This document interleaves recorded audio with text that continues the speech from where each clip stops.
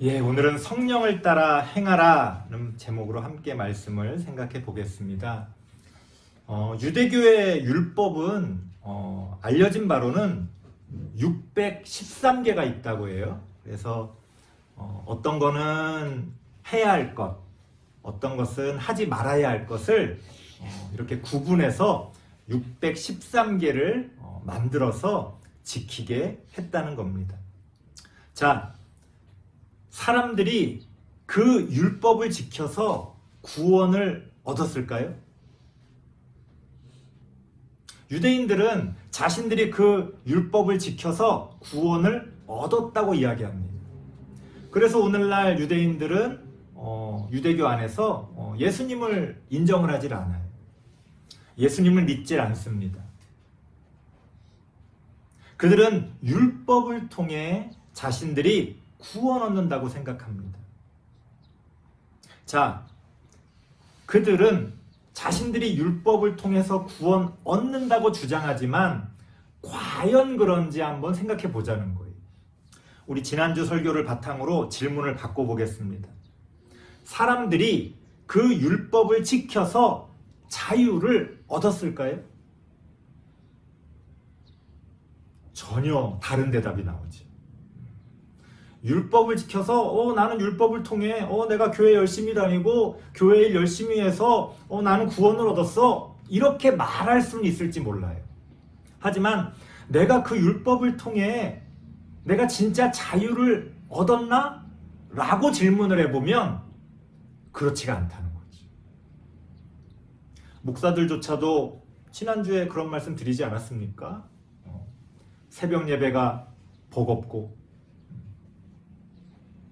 주일에 예배 드리는 것이 힘들고 그럴 수 있잖아요. 그러면 그건 자유롭지 못한 거죠. 자유롭지 못한 거죠.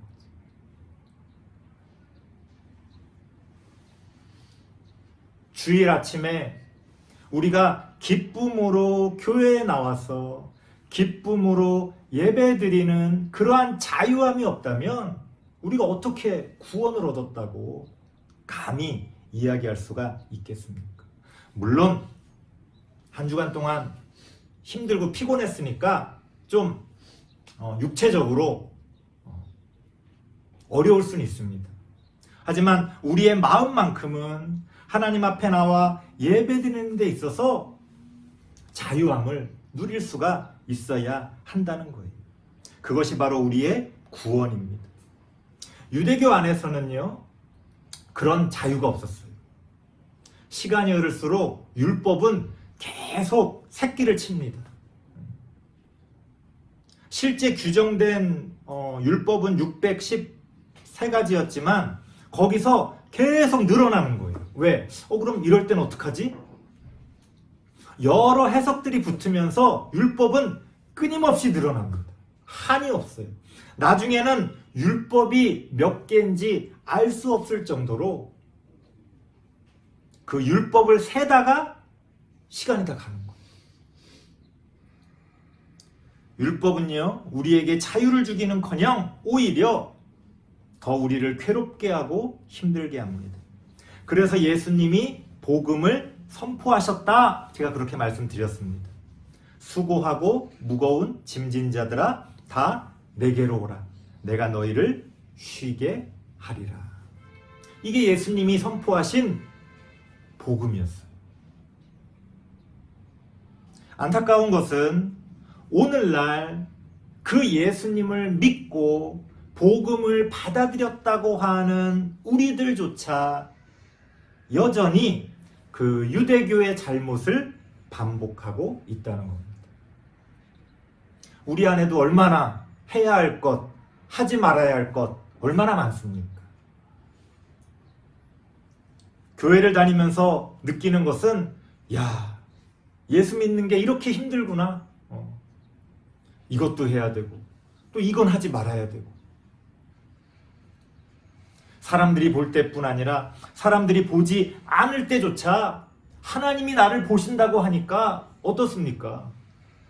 자유가 없어요. 자유가 없어요. 전에 그런 말씀 드린 적이 있습니다. 이게 무슨 CCTV로 감시하듯이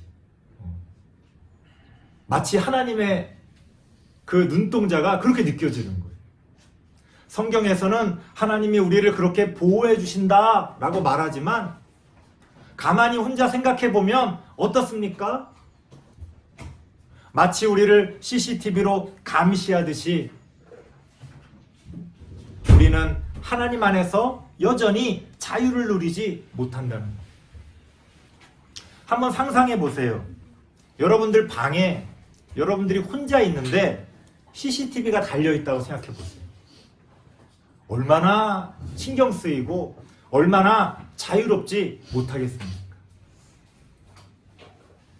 우리는 율법 안에서 자유를 얻기보다는 오히려 그 율법의 노예가 되어 그 율법에 끌려다니는 그런 삶을 살 수밖에 없다는 거예요.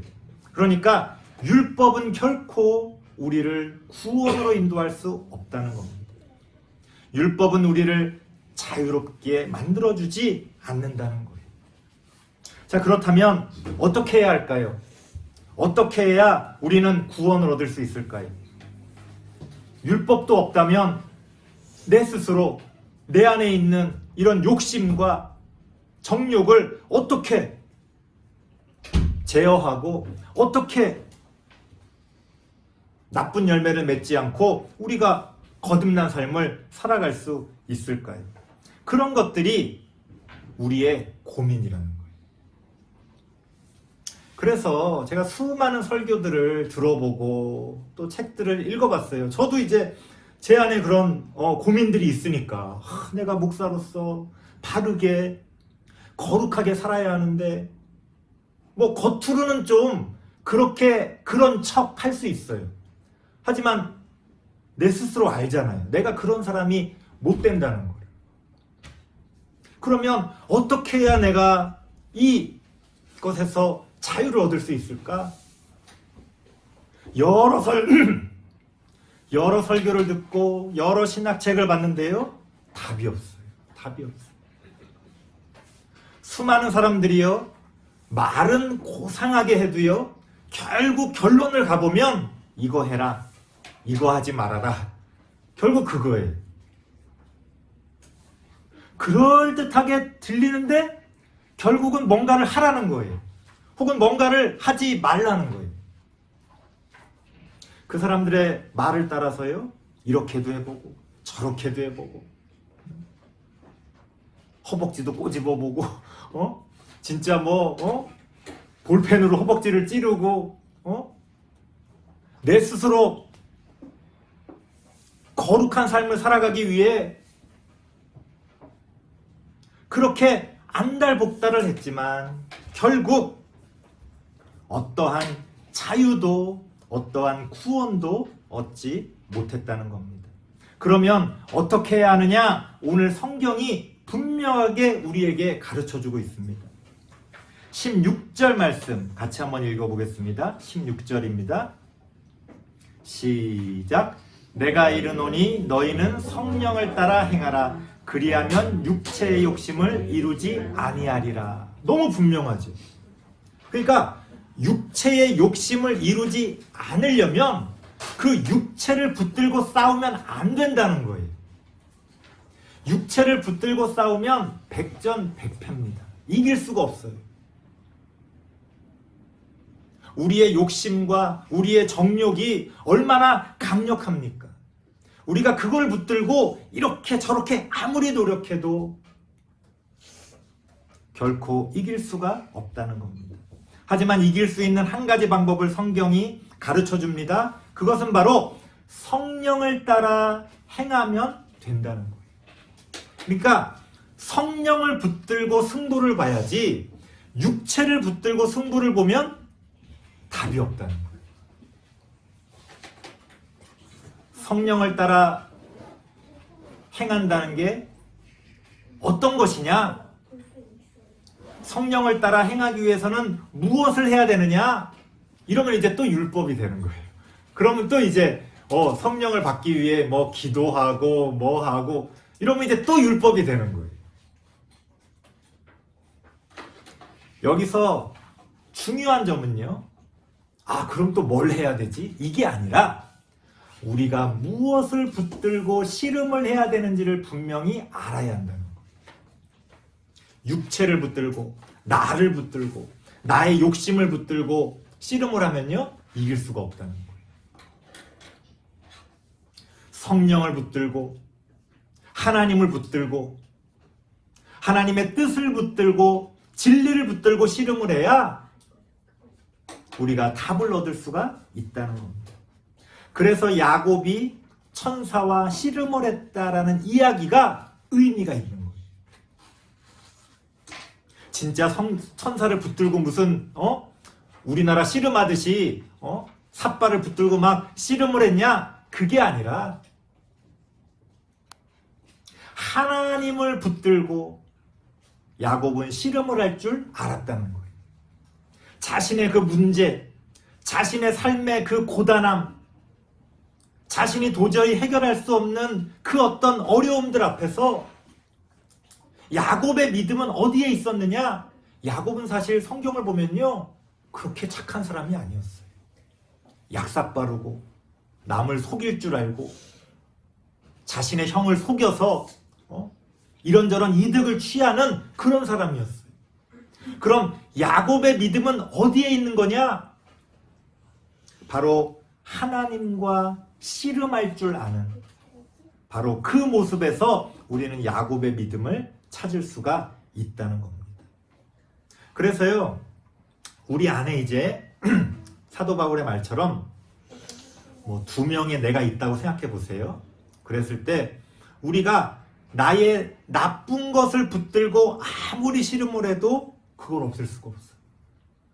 나쁜 것을 없애려고 하지 말고 내 안에 있는 좋은 것들을 늘려나가야 나쁜 것을 이길 수가 있다는 거예요. 선으로 악을 이겨야지 악으로 악을 이기려고 하면 당장에는 이기는 것처럼 보이지만 결국에는 같이 망하는 겁니다. 우리가 성령을 붙들고 씨름할 때 우리가 고민하는 그 모든 문제들의 답을 찾을 수 있다는 거예요. 우리가 무엇을 붙들고 씨름을 해야 하는지 그것을 잊지 말고 내 안에 있는 그런 어려움들, 내 안에 있는 어떤 고민들, 내 안에 있는 어떤 문제들, 내가 해결하지 못한 나의 어떤 부족한 부분들 다 하나님께 내려놓고 성령을 따라 행할 때, 하나님을 붙들고 씨름할 때 하나님은 그 가운데서 우리에게 답을 주신다는 겁니다. 물론 드라마틱하게 한순간에 모든 것들이 해결되는 것은 아니에요. 하지만 분명히 그 길에 답이 있다는 거예요. 답이 없는, 전혀 답이 될 수 없는 것을 붙들고 씨름하는 것만큼 절망적인 게 어디 있습니까? 저도 나름 어릴 때부터 기독교 신앙을 가지고 이런저런 것들을 붙들고 많이 씨름을 해봤어요. 하지만 결국에는 실패할 수밖에 없어요.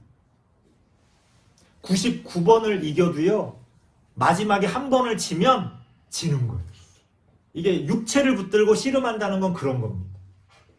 그런데 성령을 따라 행한다는 거는요, 하나님을 붙들고 씨름한다는 거는 뭐냐? 99번을 져도요, 한 번을 이기면 이기는 거예요. 거기에 기독교 신앙의 신비가 있습니다. 다른 어떤 종교에서도 이해할 수 없는 하나님이 우리와 함께 하심으로 우리가 얻을 수 있는 그 구원과 자유함이 바로 여기에 있다는 거예요. 자, 그렇다면 구체적으로 그러면 성령을 따라 행한다는 게 뭡니까? 라고 아마 여러분들이 질문하실 거예요. 오늘 성경 말씀을 통해서 어떤 한 부분을 우리가 한번 생각해 보려고 합니다. 지금 말씀드리는 게 전부는 아니에요. 성령을 따라 행한다는 건 굉장히 다양한 차원의 어떤 것들이 있습니다. 그걸 이 시간에 다 말씀드릴 수는 없고 오늘 본문 말씀을 통해 한 가지만, 아주 중요한 한 가지만을 함께 얘기를 해보려고 합니다. 26절 말씀 같이 한번 읽어보겠습니다. 26절입니다. 시작. 헛된 영광을 구하여 서로 노엽게 하거나 서로 투기하지 말지니라. 아멘. 성경을 읽을 때요, 그런 게 있어요. 제가 이제 설교를 할 때 이렇게 본문을 정하잖아요. 그 본문을 정하는 게 제가 그냥 정하는 게 아닙니다. 다 그 어떤 그 원칙? 기준들이 있어요. 여러분들 성경을 보면 16절에 보면 동그라미가 이렇게 쳐져 있어요. 16절에 보면 동그라미가 쳐져 있고 내가 이르노니 이렇게 돼 있어요. 그 동그라미가 뭐냐면 한 단락이에요. 한 단락. 한 단락. 그래서 제가 대부분은 설교를 할 때 그 동그라미를 기준으로 혹은 장을 기준으로 끊습니다. 그게 문맥적으로 한 단락이 되는 거예요. 그래서 이제 신학교에서 설교학 시간에 배울 때도 항상 그 한 단락을 기준으로 설교를 하라고 이야기를 해요.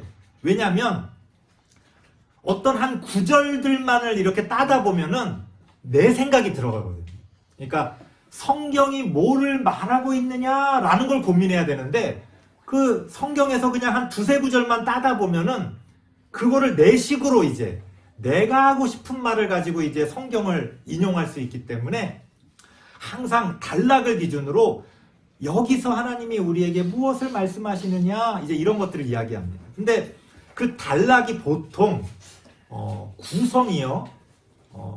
성경적인 구성들이 있는데 이런 것들이 있어요. 제가 항상 말씀드리지만 반복되는 게 중요하고 항상 이것이요. 하나의 이게 수미쌍관법이라고 그러는데 앞뒤가 대꾸를 이룹니다. 대꾸를 이뤄요. 그래서 제가 오늘 성경을 어디까지 끊었냐면 이제 동그라미를 기준으로 하면 16절에서 24절까지 끊었어야 돼요.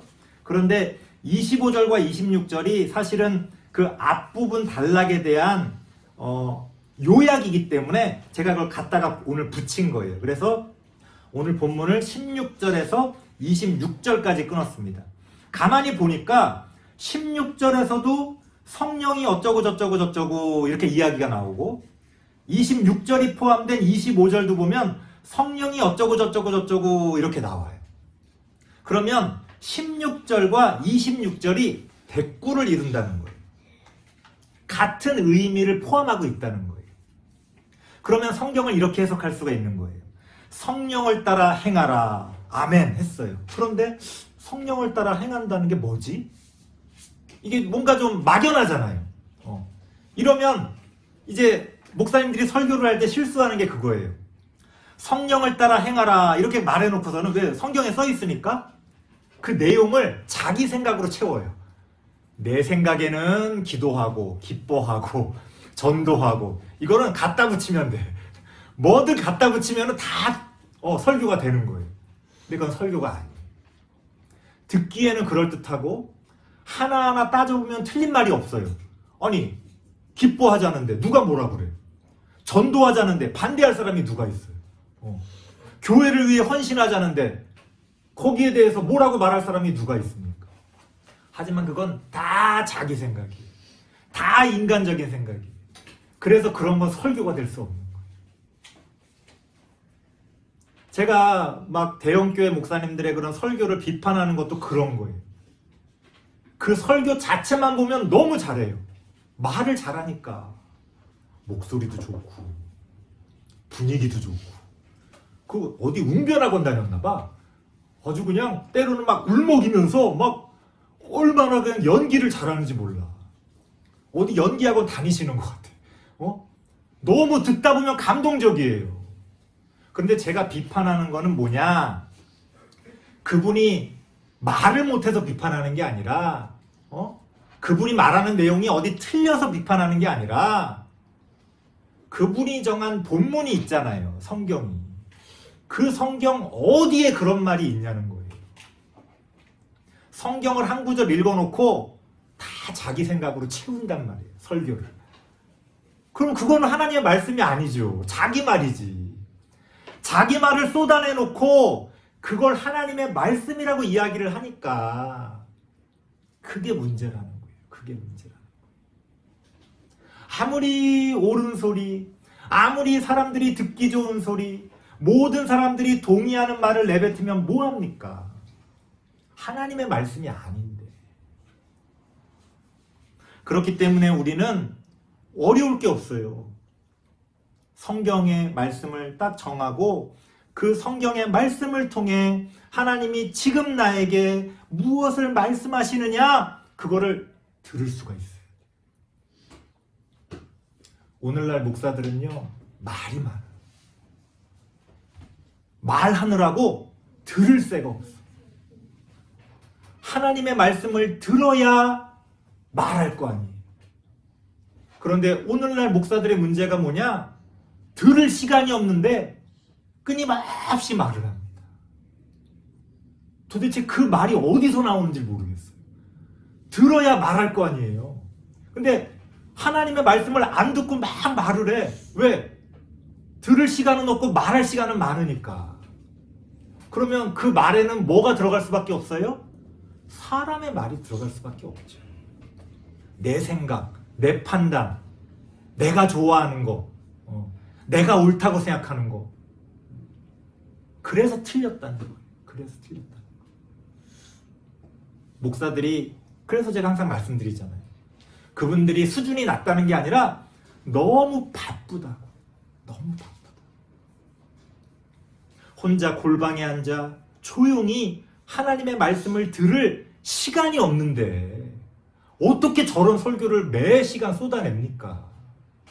말이 안 되는 거죠. 그러니까 그거는 하나님의 말씀일 수가 없는 거예요. 자, 다시 돌아와서 성경이 뭐라고 이야기합니까? 성령을 따라 행하라, 이렇게 이야기해요. 그것을 요약하면서 마지막 부분에서 뭐라고 이야기합니까? 헛된 영광을 구하여 서로 노엽게 하거나 서로 투기하지 말지니라. 핵심은 뭐예요? 헛된 영광을 구하지 말라는 거예요. 무슨 얘기냐? 성령을 따라 행한다는 것은요, 구체적으로 말씀드리면 헛된 영광을 구하지 않는 거예요.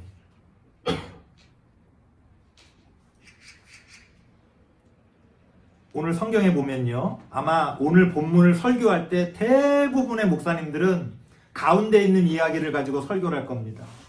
육체의 일은 이런 것이다. 음행과 더러운 것과 호색과 우상숭배와 주술과 원수 맺는 것과 분쟁과 시기, 분냄, 당지는 것, 분열과 이단과 투기함술. 너희들 다 이러고 살지? 회개하라. 보통 이게 설교예요. 이게 설교. 이거는요, 설교 자체가 육체를 붙들고 씨름하는 거예요. 틀렸어. 뭐 이런 줄 몰라요? 우리가 이렇게 죄인인지 몰라요? 우리가? 그거 몰라서 우리가 못합니까? 설교 자체가 여기에 포커스를 맞추면 벌써 육체를 가지고 씨름하는 거니까 그 설교는 망했다고. 왜? 아무것도 바뀌지 않을 테니까. 핵심은 뭐예요? 그 가운데 있는 게 아니라 앞뒤에 있는, 우리가 어떻게 하면 성령을 따라 행할 수 있을 것이냐, 이게 우리의 관심사가 돼야 돼요. 하나님이 우리에게 말씀하시고자 하는 게 그거란 말이에요. 우리가 왜 음행과 호색과 더러운 것을 추구합니까? 헛된 영광을 얻으려고 그러는 거예요. 그래서요, 쾌락을 쫓으면 반드시 그 쾌락의 끝은 허무해. 허무해. 그 순간에는 막 내가 세상의 중심인 것 같고 내가 최고인 것 같지만 그 끝은 항상 허무한 거예요. 왜? 헛된 영광이니까. 왜 사람들이 우상 숭배를 하고 주술을 부리고 왜 그럽니까? 높은 자리에 앉아서 헛된 영광을 얻고 싶어서 그런 거예요. 왕이 되고 싶고 높은 자리에 앉고 싶고 다른 사람을 다스리고 싶고 누군가에게 칭찬 듣고 싶고, 그러니까 그런 일들을 하는 거예요. 여기에 나오는 육체의 일들이 다 그런 거예요. 왜 서로 분쟁하고 시기하고 왜 당을 지어서 서로 분열하고 싸웁니까? 헛된 영광을 구하려고 하는 거예요. 오늘 본문에 나오는 육체의 일이라는 게 다 그런 거예요. 술 취함, 방탕함. 술 취하면 어때요? 다 자기가 최고야. 술 취하면은 다 나와 막 다 헛된 영광. 술 깨면 술 깨면 그냥 한마디도 못하는데 술만 먹으면 그냥 그래서 술 취하지 말라 그러는 거예요. 다 이런 것들이 헛된 영광을 구하는 일이라는 겁니다. 오늘 본문에 나오는 육체의 일이라는 게 우리의 삶 속에서 벌어지는 육체의 일이라는 게 전부 헛된 영광을 구하는 거예요. 그래서 우리가 어떻게 하면 성령을 따라 행할 것이냐라고 했을 때 가장 중요한 한 가지, 어디를 향해 우리가 돌아서야 되는지를 알아야 될 거 아니에요. 구체적으로 어떤 거를 해야 되는지는 나중 문제고 내가 어디를 향해서 돌아서야 되는지를 알아야 되는데 그게 뭐냐? 헛된 영광을 구하는 일에서 돌아서야 한다. 너무나 중요한 얘기입니다. 뭘 이런 거 해라 저런 거 해라 나중 문제고 우리가 헛된 영광을 구하는 한 결코 우리 안에 성령이 함께할 수는 없다는 거예요. 헛된 영광을 구하는데 그 자리에 어떻게 성령이 함께하겠습니까?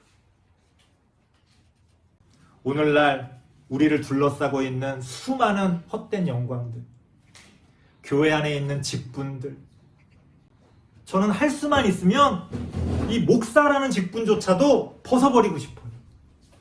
제가 여러분들 앞에서 설교하는 자리에 서 있지만 여러분들과 똑같은 양입니다. 여러분들과 똑같은 사실은 평신도예요. 온갖 직분들을 만들어서 헛된 영광을 구합니다. 여러분, 그런 직분 못 받았다고 상처받을 일이 아니에요. 그런 것을 원하는 것 자체가 헛된 영광에 빠져 있는 거예요. 우리가 하나님 앞에 나와 예배드리고 함께 하나님의 뜻을 나누고 함께 하나님의 뜻을 이루기 위해서 우리가 함께 나아간다면 그것으로 족한 거지. 그런 직분이라는 게 어떻게 우리에게 진짜 영광이 될 수 있겠습니까? 그래서 오늘 성경은 결론적으로 분명히 말합니다. 우리가 취해야 될 진짜 영광은 바로 성령의 열매라는 거예요. 사랑과 희락과 화평과 오래 참음과 자비와 양성과 충성과 온유와 절제니. 이게 바로 진짜 영광이라는 거예요. 우리 안에 사랑이 넘치고 기쁨이 넘치고 우리가 화평하고 우리가 할 수 있지만 참고 베풀고